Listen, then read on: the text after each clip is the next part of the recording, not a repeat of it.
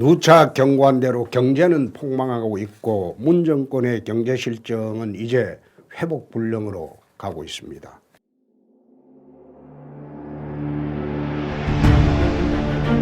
좌파 경제 정책을 바꾸지 않는 한 타이타닉처럼 우리 경제는 빙산에 부딪혀 지금 침몰을 하고 있습니다. 추경으로 돈을 아무리 퍼부어 봐도 경제 현장은 꿈쩍도 하지 않을 겁니다. 문제의 본질이 자유시장 경제로의 회복에 있는데 이 정권은 좌파 이념에 휩싸여서 전혀 그런 움직임은 보이지 않고 있습니다. 1분기 경제 성장률이 마이너스 0.3으로 떨어졌습니다. 이것은 2017년도 4분기에 마이너스 0.2에 이어서 두 번째입니다. IMF 이후에 이렇게 마이너스 성장을 한 사례가 거의 없었습니다. 세계 경기는 지금 미국도 호황을 맞고 있고 중국도 호황입니다. 일본도 호황이고 유럽도 그렇습니다. 유독 대한민국만 퍼펙트 스톰 갇혀 있습니다. 그러면 이런 식으로 자꾸 가게 되면 대한민국에 어떤 일이 벌어질까요? 정말 수차례 경고를 했지만 이 정권이 끝나기도 전에 나라는 나락으로 떨어질 수밖에 없습니다. 정말 걱정스러운 게 경기 상황을 나타내는 동행선행지수는 1970년도 통계 작성 후 처음으로 9개월 연속 동반 하락 중에 있고 일자리 사정은 점점 더 심각해져서 주 15시간 미만 초단기 일자리만 늘어나고 취업자 수 늘어나는 것은 착시현상에 불과합니다.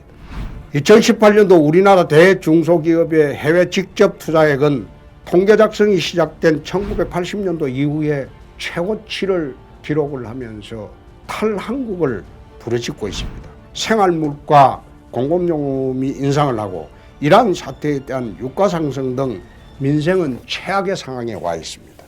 청와대는 이걸 호도하기 위해서 홍보부족이라고 질타를 하면서 홍보부서에 제대로 홍보하라고 난리를 치고 있지만 홍보부족이 아니라 시장이 지금 침몰을 하고 있는데 대통령만 홍보부족이라고 경기 좋아질 것이라고 그렇게 혼자 외치고 있습니다.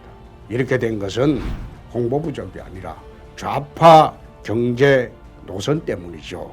그래서 문 정권이 2년밖에 지나지 않는데 앞으로 3년간 이 나라 살림은 참으로 걱정스럽습니다.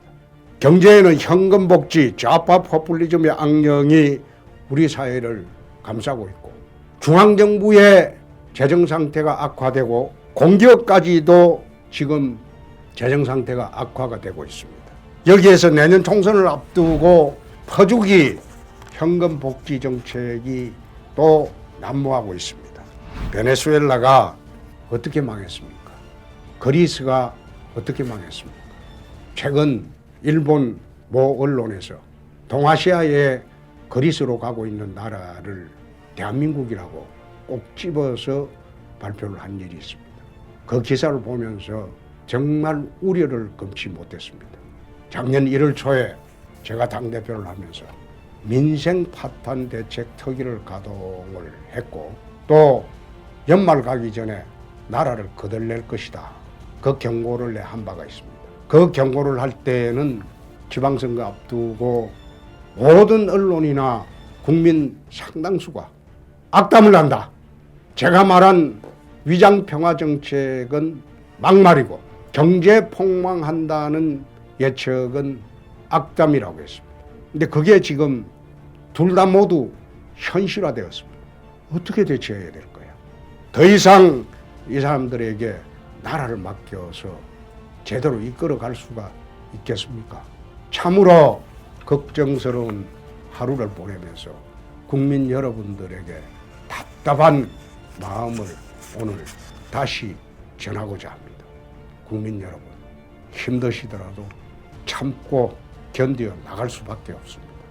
우리가 잘못을 해서 나라를, 정권을 문정권에게 빼앗겼기 때문에 저로서도 드릴 말씀이 더 이상 없다.